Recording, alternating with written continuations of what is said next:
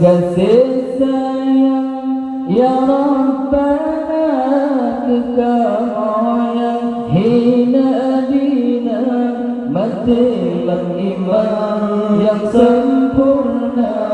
di akhirat azubana sallallahu